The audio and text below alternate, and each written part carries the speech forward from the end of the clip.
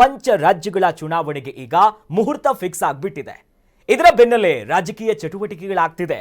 ಅದರಲ್ಲೂ ಕೂಡ ತಮಿಳುನಾಡು, ಪಶ್ಚಿಮ ಬಂಗಾಳ, ಕೇರಳ, ಅಸ್ಸಾಂ ಮತ್ತು ಪುದುಚೇರಿಯ ಚುನಾವಣೆಗಳಾಗುತ್ತೆ.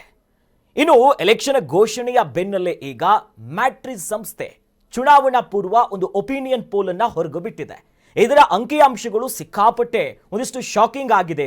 ಜೊತೆಯಲ್ಲಿ ಇದು ಆದ್ರೆ ಮುಂದೆ ಏನು ಅನ್ನುವಂಥ ಲೆಕ್ಕಾಚಾರಗಳು ಕೂಡ ರಾಜಕೀಯ ವಲಯದಲ್ಲಿದೆ.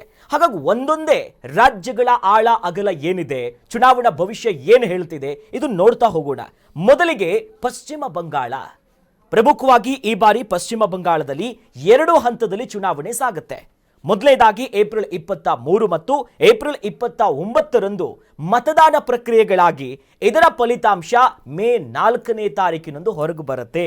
ಆದರೆ ಈ ಮ್ಯಾಟ್ರಿಸ್ ಸಂಸ್ಥೆ ಹೊರಗೆ ಈಗ ಭವಿಷ್ಯವಾಗಿ ಒಂದಿಷ್ಟು ಒಪಿನಿಯನ್ ಪೋಲನ್ನು ಹೊರಗೆ ಬಿಟ್ಟಿರೋದ್ರಿಂದ ಯಾರ್ಯಾರ ಒಲವು ಹೇಗಾಗುತ್ತೆ, ಏನಾಗ್ಬೋದು ಅನ್ನುವಂಥ ಲೆಕ್ಕಾಚಾರಕ್ಕೆ ಹೋಗ್ತಾ ಹೋಗೋಣ.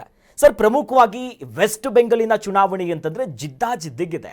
ಮಮತಾ ಬ್ಯಾನರ್ಜಿಯವರ ಆಡಳಿತಕ್ಕೆ ಈಗಾಗಲೇ ಒಂದಿಷ್ಟು ಆಡಳಿತ ವಿರೋಧಿ ಅಲೆ ಎದ್ದು ಬಿಟ್ಟಿದೆ. ಬದಲಾವಣೆಯನ್ನ ಬಯಸ್ತಿದ್ದಾರೆ. ಬಟ್ ನಾವು ಈ ಡೇಟಾ ಸಮೇತವಾಗಿ ಮ್ಯಾಟ್ರಿಸ್ ಸಂಸ್ಥೆ ಹೊರಗಾಕಿರುವಂಥ ಈ ಭವಿಷ್ಯವಾಣಿಯ ಅಂಕಿಅಂಶ ಸಮೇತವಾಗಿ ನಾವು ಚರ್ಚೆ ಮಾಡ್ತಾ ಹೋಗೋಣ.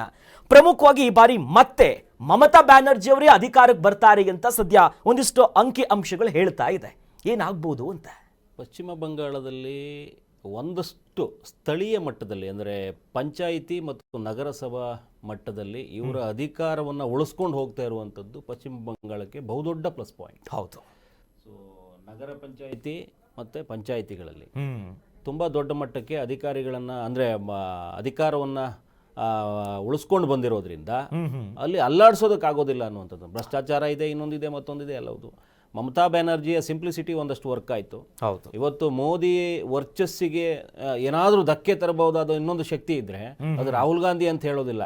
ಮುಂಚೂಣಿಯಲ್ಲಿ ಬಂದು ನಿಂತುಕೊಳ್ಳುವಂಥದ್ದು ಪಶ್ಚಿಮ ಬಂಗಾಳ. ಹಾಗಾಗಿ ಪಶ್ಚಿಮ ಬಂಗಾಳದತ್ತ ಅಮಿತ್ ಶಾ, ಮೋದಿ ದಂಡು ಕಟ್ಕೊಂಡು ಹೋಗಿದ್ದಾರೆ. ಯಾಕಂತಂದ್ರೆ ಆಕೆಯನ್ನೊಂದು ಮುಗಿಸ್ಬಿಟ್ರೆ ಒಂದು ಪ್ರಬಲ ಸ್ಪರ್ಧಿನೇ ಕುಗ್ಗಿಸ್ದಂಗಾಗುತ್ತೆ. ಮುಂದೆ ನೋಡ್ಕೊಳ್ಳೋಣ. ರಾಹುಲ್ ಗಾಂಧಿ ಮೇಲೆ ಯಾರು ಟಾರ್ಗೆಟ್ ಮಾಡ್ತಾ ಇಲ್ಲ, ಕಾಂಗ್ರೆಸ್ನ ಯಾರೂ ಟಾರ್ಗೆಟ್ ಮಾಡ್ತಾ ಇಲ್ಲ. ಪಶ್ಚಿಮ ಬಂಗಾಳ ಯಾಕಂದ್ರೆ ಈಗ ಅವ್ರಿಗೆ ಹೇಳ್ಕೊಳ್ಳೋದಕ್ಕೆ ಬಾಂಗ್ಲಾ ಪ್ರಜೆಗಳು ನುಸುಳುಕೋರರು ಭಾರತಕ್ಕೆ ಬರ್ತಾ ಇರುವಂಥದ್ದು. ತುಂಬ ದೊಡ್ಡ ಮಟ್ಟದ ರಾಜ್ಯ ಅದು, ಅಲ್ಲಿಂದ ಬರ್ತಾರೆ. ಇಂಥದ್ದನ್ನೆಲ್ಲ ಇಟ್ಟುಕೊಂಡು ಅಲ್ಲಿರುವಂತಹ ಜಂಗಲ್ ರಾಜ್ ಅನ್ನೋ ಕಾನ್ಸೆಪ್ಟನ್ನ ವಿರೋಧ ಮಾಡಿಕೊಂಡು ತನ್ನ ವರ್ಚಸ್ಸನ್ನ ಮೋದಿ ಅಲ್ಲಿ ಪ್ರಯೋಗ ಮಾಡಿ ಪಶ್ಚಿಮ ಬಂಗಾಳದಲ್ಲಿ ಮಮತಾ ಬ್ಯಾನರ್ಜಿಯವರನ್ನ ಹೇಗಾದರೂ ಮಾಡಿ ಸೈಡ್ ಲೈನ್ ಮಾಡಬೇಕು, ಅಲ್ಲೊಂದು ನಮ್ಮ ಒಂದು ರಾಜ್ಯವನ್ನು ಕಟ್ಟಬೇಕು ಅನ್ನುವಂಥದ್ದನ್ನ ಏನು ಹೊರಟಿದ್ರು. ಇದು ಮ್ಯಾಟ್ರಿಸ್ ಇವತ್ತು ಒಂದು ಕನಸು ಭಂಗ ಆದಂಗೆ. ಇದು ತುಂಬ ದೊಡ್ಡ ಮಟ್ಟದ ಭಂಗ ಮಾಡಿಬಿಟ್ಟಿದೆ. ಯಾಕಂದರೆ ಮ್ಯಾಟ್ರಿಸ್ನ ಅಷ್ಟು ಈಸಿಯಾಗಿ ತೆಗೆದಿಡುವಂಥ ಸಮೀಕ್ಷೆಗಳಲ್ಲ. ಯಾಕಂದರೆ ನಾವು ಬಿಹಾರದಲ್ಲಿ ನೋಡಿದ್ವಿ, ಇವ್ರದೇ ಸಕ್ಸಸ್ ಆಗಿರುವಂಥದ್ದು. ಬಿಹಾರದಲ್ಲಿ ಮ್ಯಾಟ್ರಿಸ್ ಅವರು ಪೂರ್ವಭಾವಿಗೆ ಹೇಳಿದ್ರು. ಇವರು ಚುನಾವಣೋತ್ತರ ಹಿಂಗಾಗತ್ತೆ ಅನ್ನುವಂಥದ್ದನ್ನ ಹೇಳಿದ್ರು. ಬಹುತೇಕ ಸಮೀಕ್ಷೆ ಅದು ಸತ್ಯತೆ ಅದು ಅದೇ ನಿರೀಕ್ಷೆ ಏನಿತ್ತು, ನಿರೀಕ್ಷಿತ ಮಟ್ಟದಲ್ಲೇ ಅದು ಸಕ್ಸಸ್ ಆಯಿತು. ಬಹುತೇಕ ಅದು ಸಕ್ಸಸ್ ಆಗಿ ಕೂತ್ಕೊಂಡಿತ್ತು. ಹಾಗಾಗಿ ಇವತ್ತು ಬಂದಿರುವಂಥ ಮ್ಯಾಟ್ರಿಸ್ ಸಮೀಕ್ಷೆ ಏನಿದೆ, ಬಿಜೆಪಿಯ ಮೋದಿಗೆ ಮತ್ತೆ ಅಮಿತ್ ಶಾಗೆ ತಲೆನೋವು ತಂದಿರುತ್ತೆ. ಸೊ ನಾವು ಎಷ್ಟೇ ಊರು ತುಂಬ ಓಡಾಡೋದ್ರೂ ಮಮತಾ ಬ್ಯಾನರ್ಜಿ ಕುಗ್ಸೋದಕ್ಕೆ ಆಗ್ಲಿಲ್ವಲ್ಲ ಅನ್ನುವಂಥದ್ದನ್ನ. ಆಕೆಯ ವರ್ಚಸ್ಸು ಒಂದು ಕಡೆ ಆದರೆ ಹಿಂದೂ ವಿರೋಧಿ ನೀತಿಗಳು, ಆಮೇಲೆ ಬಾಂಗ್ಲಾ ನುಸುಳುಕೋರರು ಆ ಬಗ್ಗೆ ಆಕೆಯ ನಡೆ, ಒಂದಷ್ಟು ವಿಚಾರದಲ್ಲಿ ತುಂಬಾ ದೊಡ್ಡ ಮಟ್ಟದ ಸದ್ದು ಮಾಡಿದ್ರು ಕೂಡ ಸಮೀಕ್ಷೆ ಹೇಳ್ತಾ ಇರೋದು ಮತ್ತೆ ಪಶ್ಚಿಮ ಬಂಗಾಳದಲ್ಲಿ ಮಮತಾ ಬ್ಯಾನರ್ಜಿ ಬಂದು ಕೂತ್ಕೋತಾರೆ ಅನ್ನೋದನ್ನ. ಅದು ನೋಡಿದ್ರೆ ಎಲ್ಲೋ ಒಂದು ಕಡೆ ಇವರ ಹೋರಾಟ ಎಲ್ಲೋ ಒಂದು ಕಡೆ ಫಲ ಕೊಡ್ತಾ ಇಲ್ಲ. ಪಶ್ಚಿಮ ಬಂಗಾಳದವ್ರಿಗೆ ಏನು ಬೇಕು ಅದನ್ನು ಮಮತಾ ಬ್ಯಾನರ್ಜಿ ಕೊಡ್ತಾನೆ ಹೋಗ್ತಾ ಇದ್ದಾರಾ? ಇವ್ರ ನಿಟ್ಟಲ್ಲಿ ಬರೀ ಮಾತಿಗೆ ಬೆಲೆ ಇಲ್ಲದಂತಾಗಿದೆಯಾ, ಅಥವಾ ಪಶ್ಚಿಮ ಬಂಗಾಳದಲ್ಲಿ ಇವ್ರ ವರ್ಚಸ್ಸಿಗೆ ಅಂಥ ದೊಡ್ಡ ಮಟ್ಟಕ್ಕೆ ಸಂದಾಯ ಆಗಬೇಕಾಗಿರೋದು ಸಂದಾಯ ಆಗ್ತಾ ಇಲ್ವಾ? ಇದನ್ನು ನೋಡಬೇಕು. ಯಾಕಂದರೆ ಈಗಾಗಲೇ ಬಿ ಜೆ ಪಿ ಗೆಲುವಿಗೆ ಏನು ಪ್ಲಸ್ ಪಾಯಿಂಟ್ ಅಂತ ಹೇಳ್ತಾ ಇದ್ರು, ಸ್ಥಳೀಯ ಸಮಸ್ಯೆನ ಉದ್ಯೋಗದ್ದು ಹೇಳ್ತಾ ಇದ್ರು, ಆರ್ಥಿಕ ಅಭಿವೃದ್ಧಿ, ಜಂಗಲ್ ರಾಜ್ಯ, ಭ್ರಷ್ಟಾಚಾರ, ಇದನ್ನು ಯಾವುದನ್ನ ಅವರು ಪ್ರತಿ ಭಾಷಣದಲ್ಲೂ ಇದೆಲ್ಲ ಎತ್ತಿ ಮುಂದೆ ತಂದಿಟ್ರೂ ಕೂಡ ಬಂಗಾಳದ ಜನ ಮತ್ತೆ ದೀದಿ ಕಡೆಗೆ ಹೋಗ್ತಾ ಇದ್ದಾರೆ ಅನ್ನೋ ಕಾನ್ಸೆಪ್ಟ್ ನೋಡಿದ್ರೆ, ಕಂಪ್ಲೀಟ್ ಒಲವಿದೆ ಅಂತ ನೋಡಿದ್ರೆ ಎಲ್ಲೋ ಒಂದು ಕಡೆ ಕೇಂದ್ರದ ಒಲವು ಪಶ್ಚಿಮ ಬಂಗಾಳದಲ್ಲಿ ಇಲ್ವೇನು ಅಂತ. ಕೇಂದ್ರದ ಈ ಮಟ್ಟದ ಏನು ಸ್ಟಾರ್ ವ್ಯಾಲ್ಯೂ. ಇನ್ನೊಂದು ಏನಂತಂದ್ರೆ ನೀವು ಸ್ಟಾರ್ಗಳನ್ನ ಆ ರಾಜ್ಯಕ್ಕೆ ಕೊಂಡು ಹೋಗ್ಬೇಕು. ಹೌದು. ಬೇರೆ ರಾಜ್ಯಗಳಲ್ಲಿ ಒಂದು ಮಟ್ಟದ ಪ್ರಬಲ ಸ್ಪರ್ಧಿಗಳಿದ್ರು, ಇವ್ರು ಹೋಗಿ ಅದನ್ನ ಪ್ರಚಾರ ಮಾಡಿ. ಪಶ್ಚಿಮ ಬಂಗಾಳದಲ್ಲಿ ಏನ್ ಮಮತಾ ಬ್ಯಾನರ್ಜಿಗೆ ಪ್ರಬಲ ಸ್ಪರ್ಧಿನ ಅಲ್ಲಿ ಪ್ರತಿಸ್ಪರ್ಧಿನ ಇಡೋದಕ್ಕೆ ಆಗಿಲ್ಲ ಬಿಜೆಪಿಗಾಗ್ಲಿ. ಅದು ಬಹಳ ದೊಡ್ಡ ಪ್ಲಸ್ ಪಾಯಿಂಟ್. ಅಲ್ಲಿ ಇವ್ರು ಏನೇ ಸ್ಟಾರ್ ಪ್ರಚಾರಕರು ಹೋಗಿ ಮಾಡಿದ್ರು ಅದು ಹೊರಗಿನವರು ಬಂದು ಪ್ರಚಾರ ಮಾಡುವಂತದ್ದು ಇರೋದ್ರಿಂದ ಅಲ್ಲೊಬ್ಬ ಪಶ್ಚಿಮ ಬಂಗಾಳದ ನಾಯಕ ಪ್ರಬಲ ಸ್ಪರ್ಧಿಯಾಗಿ ದೀದಿಯ ಮುಂದೆ, ಅಂದ್ರೆ ಈ ಮಮತಾ ಬ್ಯಾನರ್ಜಿ ಏನು ಆಕೆ ದೀದಿ ಅಂತ ಕರ್ಸ್ಕೋತಾರೆ, ಆಕೆಯ ಮುಂದೆ ಅಂತ ದೊಡ್ಡ ನಾಯಕ ನಿಲ್ಸೋದಕ್ಕಾಗಿಲ್ಲ ಇವತ್ತಿಗೂ. ಪರ್ಯಾಯ ನಾಯಕರು ಸಿಗೋದೇ ಇಲ್ಲ, ಇವರು ಪ್ರಬಲ ಸ್ಪರ್ಧಿಗಳೇ ಇಲ್ಲ ಅಲ್ಲಿ. ಆ ಮಟ್ಟಕ್ಕೆ ಆಗೋಗಿದೆ. ಗೆಲ್ಲಿಸ್ಕೊಂಡು ಬರಬೇಕು ಅಂದ್ರೆ ಮತ್ತೆ ಹೊರಗಡೆ ಪ್ರಚಾರದಲ್ಲಿ ನಿಲ್ಲಿಸ್ಕೊಂಡು ಇವರ ವರ್ಚಸ್ಸುಗಳನ್ನ ತೋರಿಸಿ ಬಿಜೆಪಿಗೆ ಅದೇ ಈಗ ಮುಖಭಂಗ ಆಗ್ತಾ ಉಂಟು. ಸಮೀಕ್ಷೆ ಹೇಳ್ತಾ ಇರೋದ್ ಪ್ರಕಾರ ಮತ್ತೆ TMC ಏನೋ ಬರುತ್ತೆ ಅನ್ನೋ ತರ ಇದ್ರೆ ಅದು ಬಹುದೊಡ್ಡ ಮೈನಸ್ ಏನಂದ್ರೆ ಸ್ಥಳೀಯ ಮಟ್ಟದಲ್ಲಿ ಇಲ್ಲ.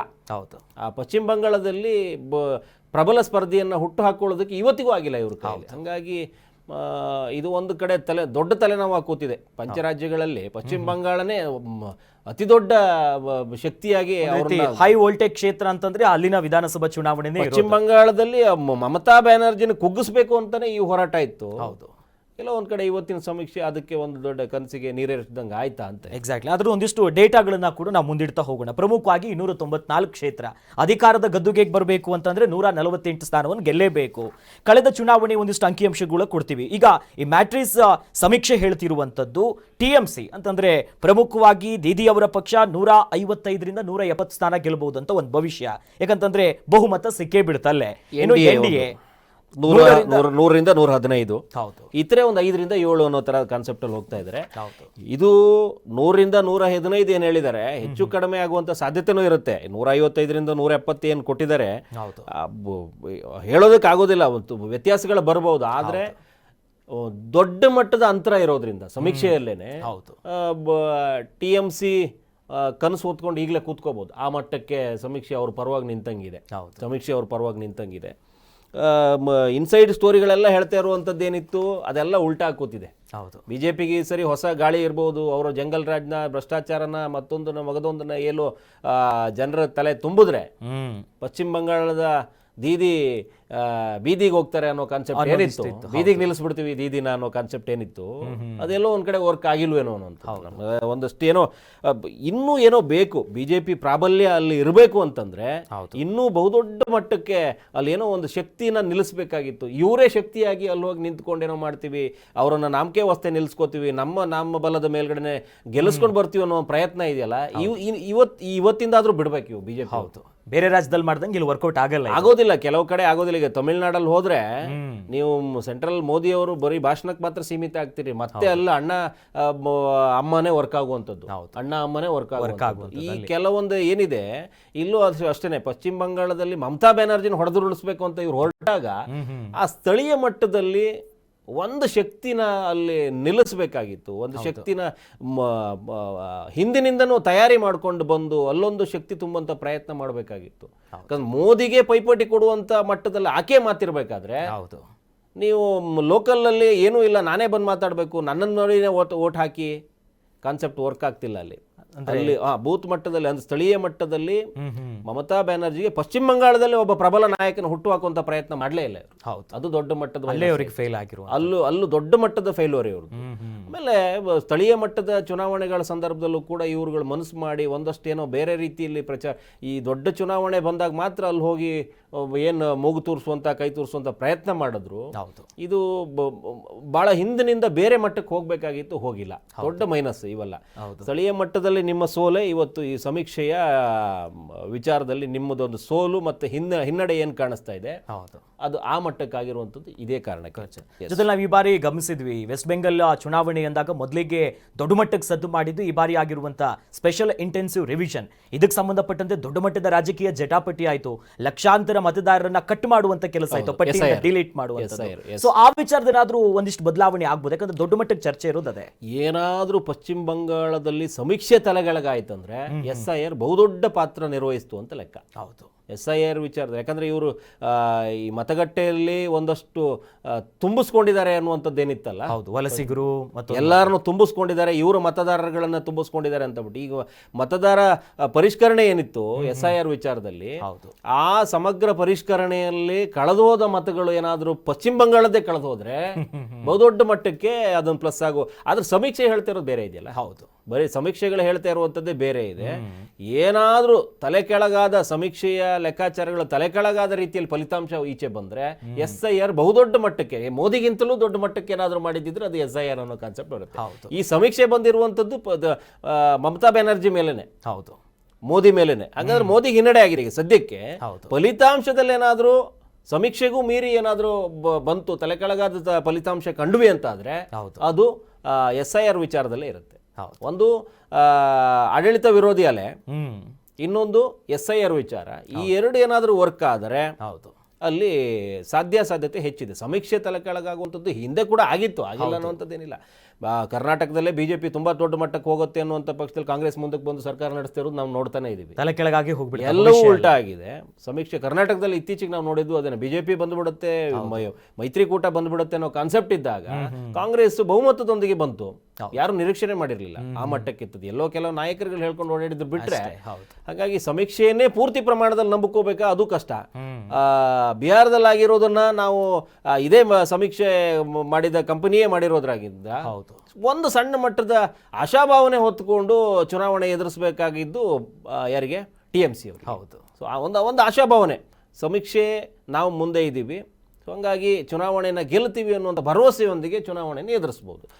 ಈಗಲೂ ಕೂಡ ಬಿಜೆಪಿಗೆ ಒಂದು ಅವಕಾಶ ಇದೆ. ಸಮೀಕ್ಷೆಯಲ್ಲಿ ಆಗಿರುವಂಥದ್ದೇನಿದೆ, ಜನ ಯಾಕೆ ನಮ್ಮನ್ನ ಆ ಮಟ್ಟಕ್ಕೆ ಹಿಂದಕ್ಕೆ ಹಾಕ್ತಾ ಇದ್ದಾರೆ ಅನ್ನುವಂಥದ್ದನ್ನ ಈಗಲೂ ಕೂಡ ಬಿಜೆಪಿ ಏನಾದರೂ ಪರಿವರ್ತನೆಗೆ ಒಳಗಾದ್ರೆ, ಹೌದು, ಪರಿವರ್ತಿಸ್ಕೊಳ್ಳೋಕ್ಕೆ ಒಗ್ಗಿಕೊಂಡ್ರೆ ಇನ್ನೂ ಒಂದು ಸಾಧ್ಯತೆ ಹೆಚ್ಚಿರುತ್ತೆ. ಯಾಕಂದ್ರೆ ಈ ಕೊನೆಯ ಕ್ಷಣದ ತಯಾರಿ ಏನಿರುತ್ತೆ, ಇಲ್ಲೂ ಒಂದು ಅವಕಾಶಗಳಿರುತ್ತೆ.